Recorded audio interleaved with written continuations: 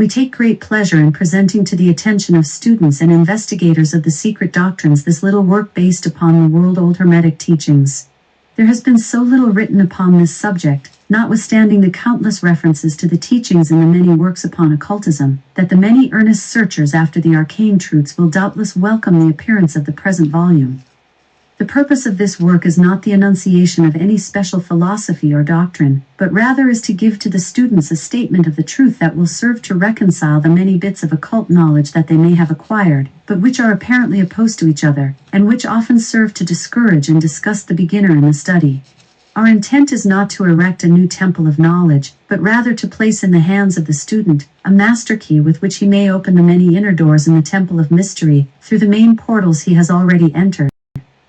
There is no portion of the occult teachings possessed by the world, which have been so closely guarded as the fragments of the Hermetic teachings which have come down to us over the tens of centuries which have elapsed since the lifetime of its great founder, Hermes Trismegistus, the scribe of the gods, who dwelt in old Egypt in the days when the present race of men was in its infancy.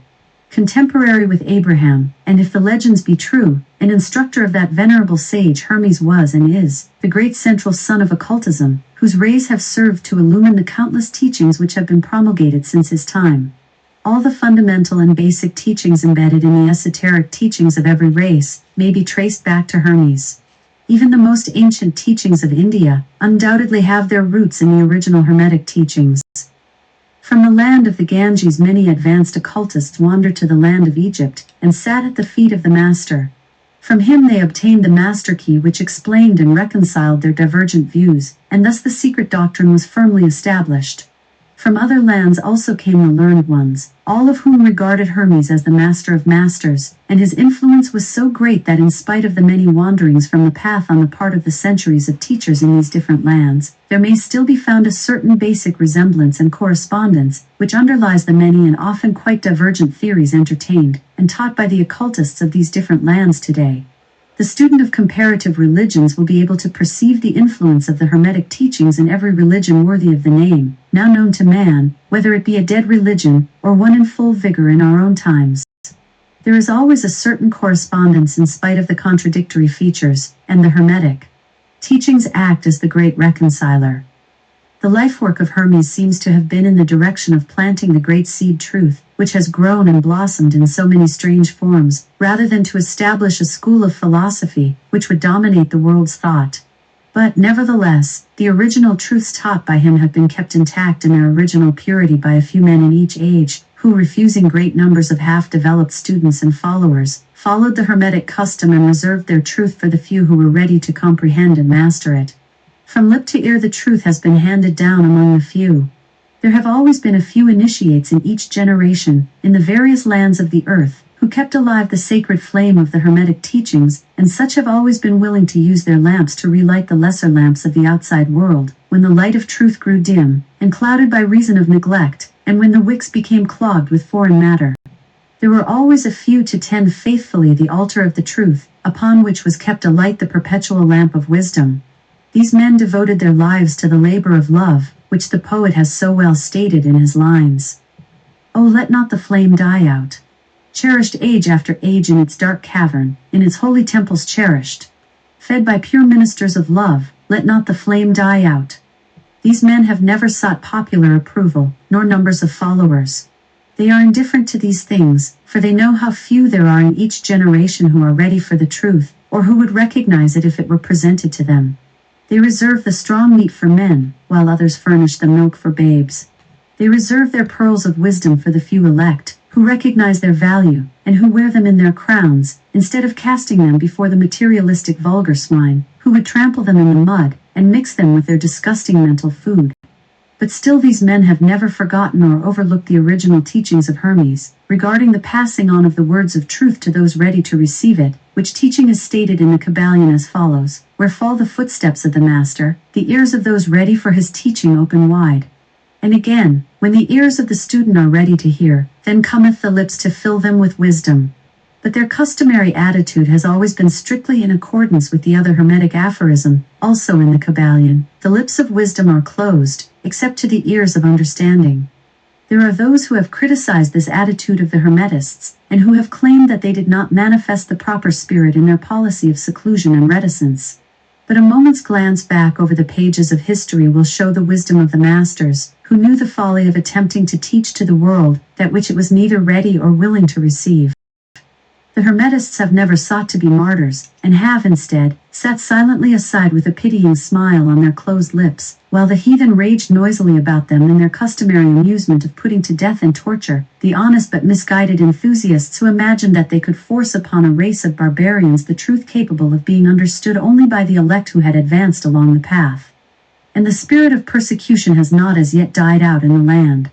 There are certain Hermetic teachings, which, if publicly promulgated, would bring down upon the teachers a great cry of scorn and revilement from the multitude, who would again raise the cry of crucify.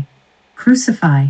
In this little work we have endeavored to give you an idea of the fundamental teachings of the Kybalion, striving to give you the working principles, leaving you to apply them yourselves, rather than attempting to work out the teaching in detail. If you are a true student, you will be able to work out and apply these principles. If not, then you must develop yourself into one, for otherwise the Hermetic teachings will be as words to you. The Three Initiates. Chapter 1. The Hermetic Philosophy. The lips of wisdom are closed, except to the ears of understanding. The Kybalion. From old Egypt have come the fundamental esoteric and occult teachings which have so strongly influenced the philosophies of all races, nations and peoples, for several thousand years. Egypt, the home of the pyramids and the Sphinx, was the birthplace of the hidden wisdom and mystic teachings. From her secret doctrine all nations have borrowed. India, Persia, Chaldea, Media, China, Japan, Assyria, ancient Greece and Rome, and other ancient countries partook liberally at the feast of knowledge, which the hierophants and masters of the land of Isis so freely provided for those who came prepared to partake of the great store of mystic and occult lore, which the masterminds of that ancient land had gathered together. In ancient Egypt dwelt the great adepts and masters who have never been surpassed, and who seldom have been equaled, during the centuries that have taken their processional flight, since the days of the great Hermes. In Egypt was located the great lodge of lodges of the mystics. At the doors of her temples entered the neophytes who afterward, as hierophants, adepts, and masters, traveled to the four corners of the earth, carrying with them the precious knowledge which they were ready, anxious, and willing to pass on to those who were ready to receive the same. All students of the occult recognize the debt that they owe to these venerable masters of that ancient land. But among these great masters of ancient Egypt, there once dwelt one of whom masters hailed as the Master of Masters. This man, if man indeed he was, dwelt in Egypt in the earliest days. He was known as Hermes Trismegistus. He was the father of the occult wisdom, the founder of astrology, the discoverer of alchemy. The details of his life story are lost to history, owing to the lapse of the years, though several of the ancient countries disputed with each other in their claims to the honor of having furnished his birthplace, and this thousands of years ago. The date of his sojourn in Egypt, in that his last incarnation on this planet, is not now known, but it has been fixed at the early days of the oldest dynasties of Egypt, long before the days of Moses. The best authorities regard him as a contemporary of Abraham, and some of the Jewish traditions go so far as to claim that Abraham acquired a portion of his mystic knowledge from Hermes himself. As the years rolled by after his passing from this plane of life, tradition recording that he lived 300 years in the flesh, the Egyptians deified Hermes, and made him one of their gods, under the name of Thoth. Years after, the people of ancient Greece also made him one of their many gods, calling him Hermes, the god of wisdom. The Egyptians revered his memory for many centuries, yes, tens of centuries, calling him the scribe of the gods, and bestowing upon him, distinctively his ancient title, Trismegistus, which means the thrice great, the great, the greatest great, etc. In all the ancient lands, the name of Hermes Trismegistus was revered, the name being synonymous with the fount of wisdom. Even to this day, we use the term hermetic in the sense of secret, sealed so that nothing can escape, etc., and this by reason of the fact that the followers of Hermes always observed the principle of secrecy in their teachings. They did not believe in casting pearls before swine, but rather held to the teaching milk for babes, meat for strong men, both of which maxims are familiar to readers of the Christian scriptures, but both of which had been used by the Egyptians for centuries before the Christian era. And this policy of careful dissemination of the truth has always characterized the Hermetics, even unto the present day. The Hermetic teachings are to be found in all lands, among all religions, but never identified with any particular country, nor with any particular religious sect. This because of the warning of the ancient teachers against allowing the secret doctrine to become crystallized into a creed. The wisdom of this caution is apparent to all students of history. The ancient occultism of India and Persia degenerated, and was largely lost, owing to the fact that the teachers became priests, and so mixed theology with the philosophy, the result being that the occultism of India and Persia has been gradually lost amidst the mass of religious superstition cults, creeds and gods. So it was with ancient Greece and Rome. So it was with the Hermetic teachings of the Gnostics and early Christians, which were lost at the time of Constantine, whose iron hand smothered philosophy with the blanket of theology, losing to the Christian Church that which was its very essence and spirit, and causing it to grope throughout several centuries before it found the way back to its ancient faith. The indications apparent to all careful observers in this 20th century, being that the Church is now struggling to get back to its ancient mystic teachings. But there were always a few faithful souls who kept alive the flame, tending it carefully, and not allowing its light to become extinguished. And thanks to these staunch hearts and fearless minds, we have the truth still with us. But it is not found in books, to any great extent. It has been passed along from master to student, from initiate to hierophant, from lip to ear. When it was written down at all, its meaning was veiled in terms of alchemy and astrology, so that only those possessing the key could read it aright. This was made necessary in order to avoid the persecutions of the theologians of the Middle Ages, who fought the secret doctrine with fire and sword, stake, gibbet and cross. Even to this day there will be found but few reliable books on the Hermetic philosophy, although there are countless references to it in many books written on various phases of occultism. And yet, the Hermetic philosophy is the only master key, which will open all the doors of the occult teachings. In the early days, there was a compilation of certain basic Hermetic doctrines, passed on from teacher to student, which was known as the Kybalion, the exact significance and meaning of the term having been lost for several centuries. This teaching, however, is known to many to whom it has descended, from mouth to ear, on and on throughout the centuries. Its precepts have never been written down or printed so far as we know. It was merely a collection of maxims, axioms, and precepts, which were non-understandable to outsiders, but which were readily understood by students, after the axioms, maxims, and precepts had been explained and exemplified by the Hermetic initiates to their neophytes. These teachings really constituted the basic principles of the art of Hermetic alchemy, which, contrary to the general belief, dealt in the mastery of mental forces, rather than material elements, the transmutation of one kind of mental vibrations into others, instead of the changing of one kind of metal into another. The legends of the philosopher's stone, which would turn base metal into gold, was an allegory relating to Hermetic philosophy, readily understood by all students of true Hermeticism. In this little book, of which this is the first lesson, we invite our students to examine into the Hermetic teachings, as set forth in the Kybalion, and as explained by ourselves, humble students of the teachings, who, while bearing the title of initiates, are still students at the feet of Hermes the Master. We herein give you many of the maxims, axioms, and precepts of the Kybalion, accompanied by explanations and illustrations, which we deem likely to render the teachings more easily comprehended by the modern student, particularly as the original text is purposely veiled in obscure terms. The original maxims, axioms, and precepts of the Kybalion are printed herein in quotation marks, the proper credit being given. Our own work is printed in the regular way, in the body of the work. We trust that the many students to whom we now offer this little work will derive as much benefit from the study of its pages as have the many who have gone on before, treading the same path to mastery throughout the centuries that have passed since the times of Hermes Trismegistus, the Master of Masters, the great in the words of the Kybalion. Where fall the footsteps of the Master, the ears of those ready for his teaching open wide. The Kybalion.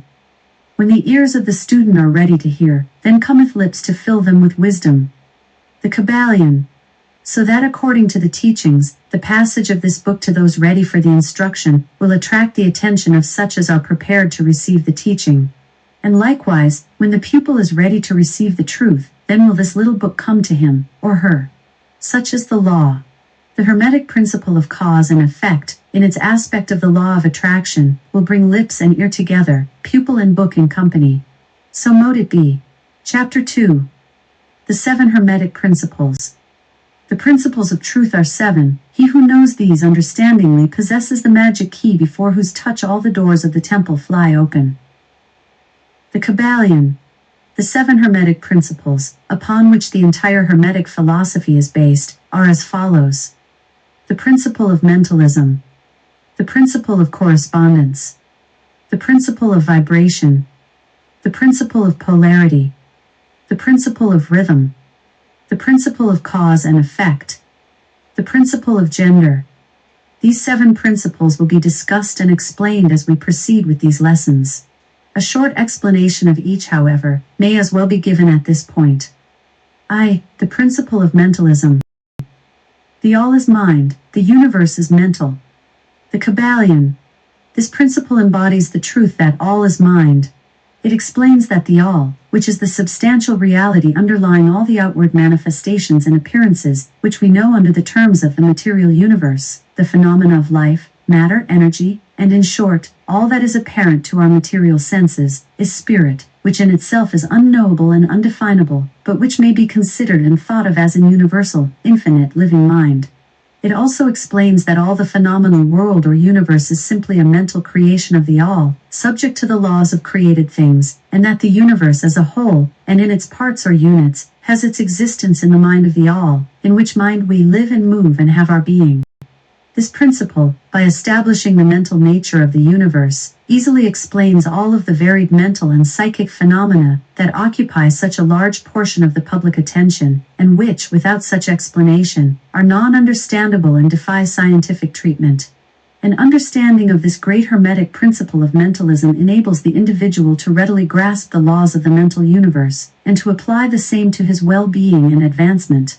The Hermetic student is enabled to apply intelligently the great mental laws, instead of using them in a haphazard manner. With the master key in his possession, the student may unlock the many doors of the mental and psychic temple of knowledge, and enter the same freely and intelligently. This principle explains the true nature of energy, power, and matter, and why and how all these are subordinate to the mastery of mind. One of the old Hermetic masters wrote long ages ago, "He who grasps the truth of the mental nature of the universe is well advanced on the path to mastery." And these words are as true today as at the time they were first written. Without this master key, mastery is impossible, and the student knocks in vain at the many doors of the temple. 2. The principle of correspondence. As above, so below, as below, so above. The Kybalion.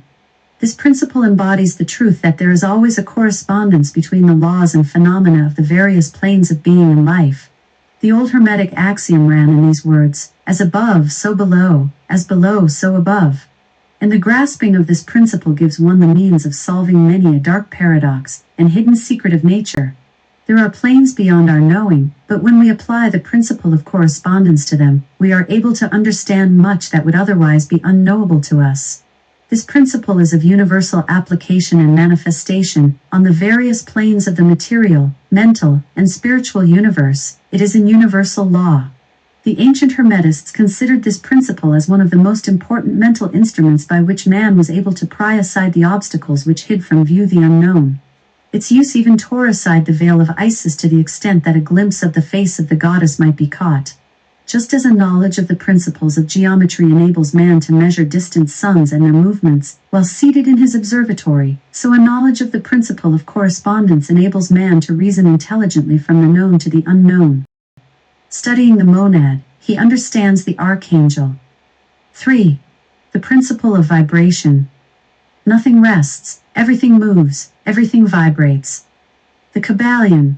This principle embodies the truth that everything is in motion, everything vibrates, nothing is at rest, facts which modern science endorses, and which each new scientific discovery tends to verify.